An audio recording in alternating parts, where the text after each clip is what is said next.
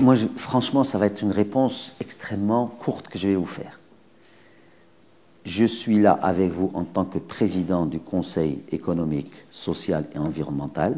Je suis membre de la commission spéciale, mais je ne veux pas commenter sur ni les mécanismes, ni le rendu, ni le travail de la commission spéciale. Il y a des porte-paroles qui parlent, et c'est bien, franchement, que vous expliquez cela, je dirais, aux gens qui nous écoutent. Et donc, chacun est dans son rôle. D'accord ? La commission, d'ailleurs, elle l'a déclaré, donc je ne dis rien de machin, a décidé de recueillir toutes les propositions, d'accord, des différentes parties prenantes qui veulent s'exprimer ou qui sont exprimées sur le nouveau modèle. Nous-mêmes, je vous l'ai dit, on a fait 58 auditions et on a écouté autant de gens qu'on pouvait écouter. Si j'avais eu plus de temps, on aurait écouté plus de gens encore. D'accord ? Je pense que la commission va le faire. Ce qui est important, il faut que vous le compreniez, c'est que aujourd'hui, il y a une véritable politique, malheureusement, de défiance qui s'est installée au sein de la société marocaine. On ne se fait plus confiance. Et ce problème de défiance est alimenté par plusieurs choses. Un, les inégalités économiques et sociales qui sont installées dans le pays, parce que la croissance n'a pas profité à tout le monde. D'accord ? Deux, malheureusement, la corruption aussi, qui est là. D'accord ? Et donc, les gens font chacun pour soi, finalement. D'accord ? Troisième des choses, les gens ne font plus confiance au corps intermédiaire, aux partis politiques, aux syndicats, etc. Et quatrième des choses, le fait qu'il n'y a pas de transparence, il n'y a pas de reddition des comptes, etc. Et donc, cette défiance, elle est là. Le nouveau modèle de développement ne peut réussir, et c'est ce que nous, on dit dans le Conseil. Je ne parle pas au nom de la commission spéciale. Mais la conclusion à laquelle on est arrivé, c'est que le nouveau modèle qu'on propose, ou que d'autres vont proposer, ou que la commission va proposer à la fin, ne peut réussir que s'il y a l'adhésion de tous, que si on reconstruit la confiance. Et on peut reconstruire la confiance. Moi, c'est mon avis maintenant personnel.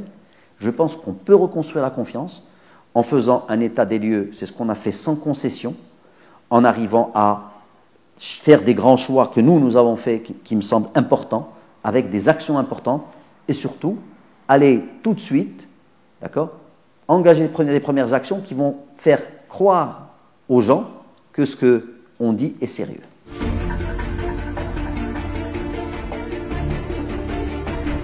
Jeune homme, là vous allez me faire aller sur un terrain qui est le terrain du politique, que je peux assumer, d'accord ? Mais aujourd'hui, moi nous sommes en train de parler au président du Conseil économique, social et environnemental. Si vous voulez, je vais ouvrir une petite parenthèse rapide. Aujourd'hui, le problème de confiance dont j'ai parlé, là, il vient de 4 points. Il ne faut pas vous focaliser sur un point qui est la perte de confiance, les corps intermédiaires. Elle joue aussi. Je pense que les partis doivent se renforcer. Ça, c'est évident. Les syndicats doivent se renforcer. Pour qu'ils puissent se renforcer, j'ai mon avis là-dessus. D'accord ? Il faut qu'on réponde aux besoins de la population. Il faut qu'on soit à l'écoute. Il faut que, quand on a le Conseil, on dit qu'il faut des services publics performants, je pense que c'est un message qui doit aussi être porté par les partis. Et il faut surtout que les partis s'ouvrent à cette jeunesse. D'accord ? Vous, est-ce que vous avez déjà été dans un parti politique ? D'accord ? Ou là, vous donc, il faut qu'on s'ouvre à cette jeunesse qui est aujourd'hui le Maroc de demain.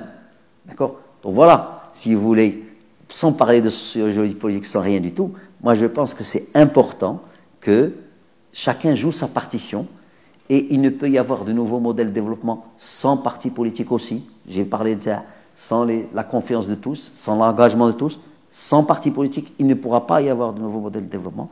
Et les partis politiques sont amenés eux-mêmes, d'accord, à se renforcer et à travailler dans ce sens.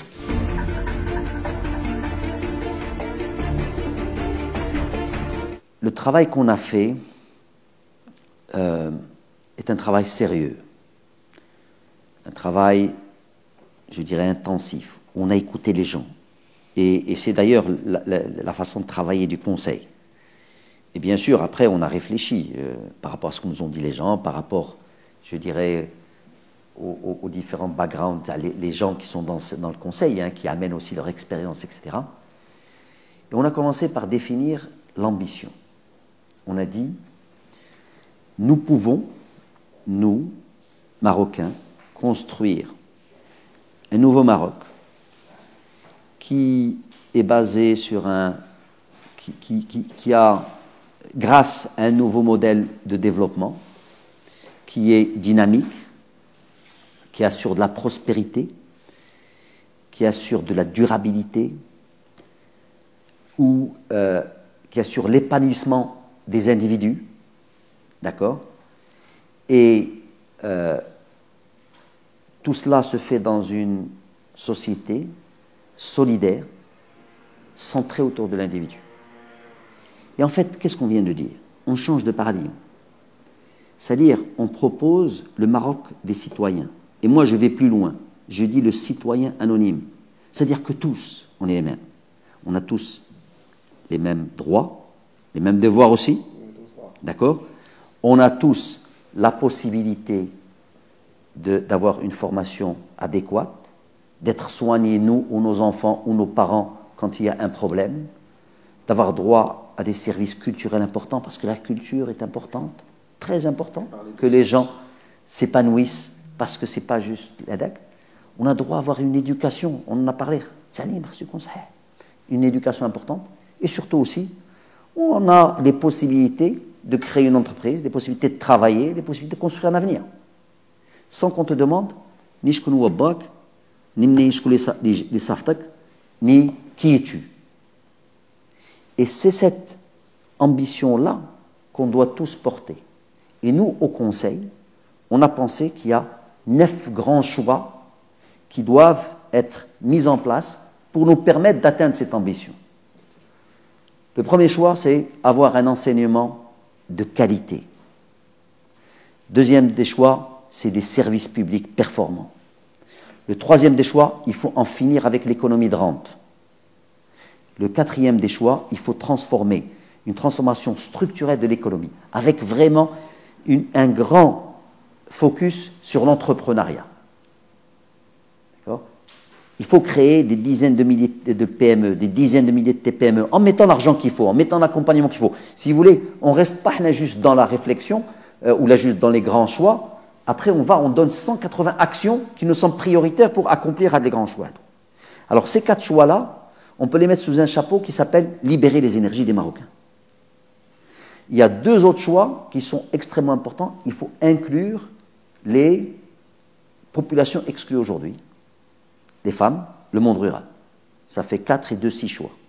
On a 2 choix qui parlent de solidarité. Solidarité actuelle, donc la protection sociale, qu'on peut financer, encore une fois, prenant 2 à 4 points de TVA, en les mettant dans un fonds de solidarité qui permet de financer la protection sociale généralisée.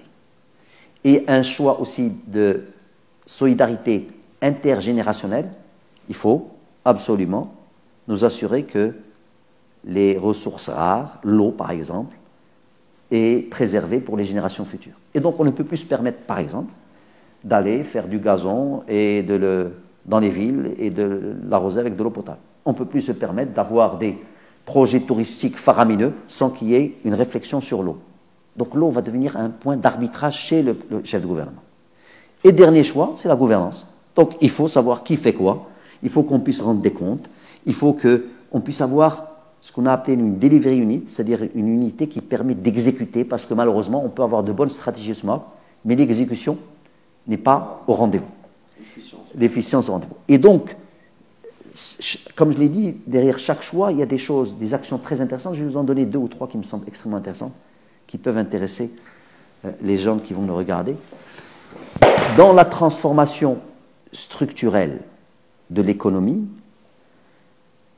on a parlé de créer 30 000 TPME. Donc il faut un choc entrepreneurial. Ça, c'est une des mesures. Mais une autre mesure qui me semble extrêmement intéressante, vous savez, aujourd'hui, quand vous voulez entreprendre ou faire des choses, on vous demande des autorisations. Nous, on a dit qu'il faut prendre 90% des autorisations et les supprimer. Et remplacer ça par des cahiers de charges préliminaires.